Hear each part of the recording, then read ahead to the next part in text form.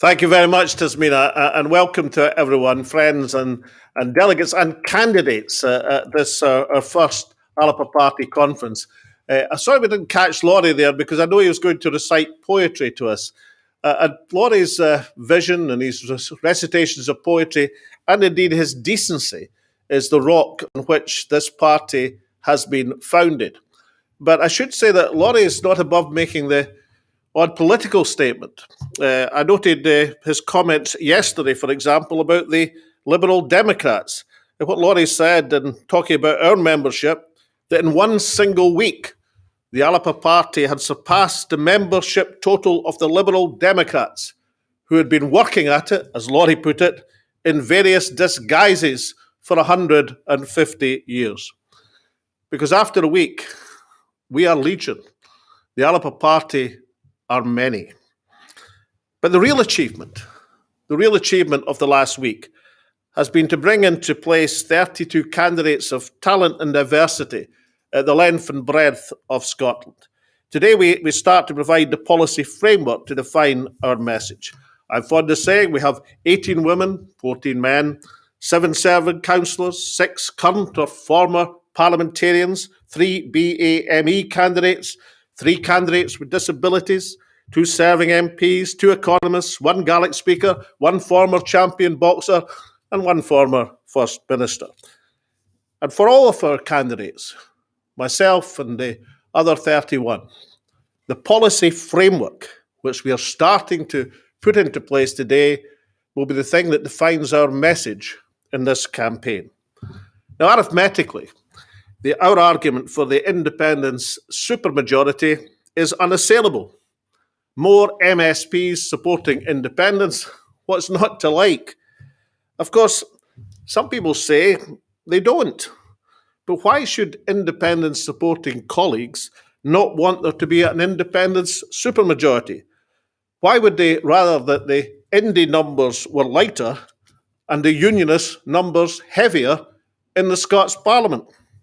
That is, in my estimation, ridiculous posturing for any independence supporter, caused by the realisation that SNP votes on the regional list are the ultimate wasted votes. The reality is as follows. The cause of Scottish independence is beyond party.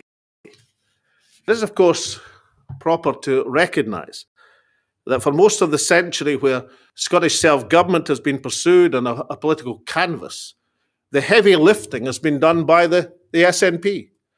However, the cause of independence has never been the SNP's sole preserve. They hold no arbitrary authority over it.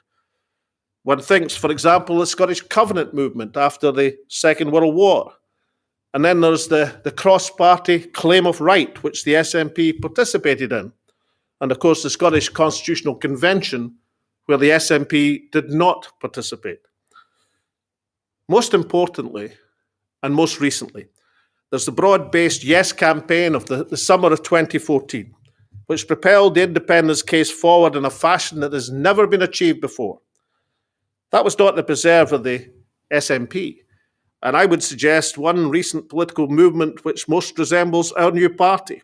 If I was to list that, I would say the Yes campaign of the summer of 2014 is now reborn in political form in the ranks of ALBA.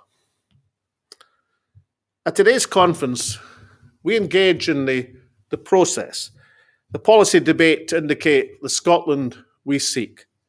The debates today on economic recovery from COVID, on education, on women and equality, are the very lifeblood of a quality election campaign. As our thinking comes forward in these matters, and on the constitution of an independent Scotland, on Scotland's place in Europe and the world, and on the practical answers to the hard questions on currency, on borders, on the transition to freedom, then ALBA will make our mark in this election campaign. Now, the mainstream media tell us that the people don't want to talk about independence. They're wrong. Not only do people want to talk about it, they want the assurance that the thinking has been done to provide the framework from which we can build an independent country. That is what ALBA will inject into this election. And as we articulate these views with positivity, with clarity, and with substance, then we'll make a substantial contribution to the noblest cause of all, the cause of independence for our country.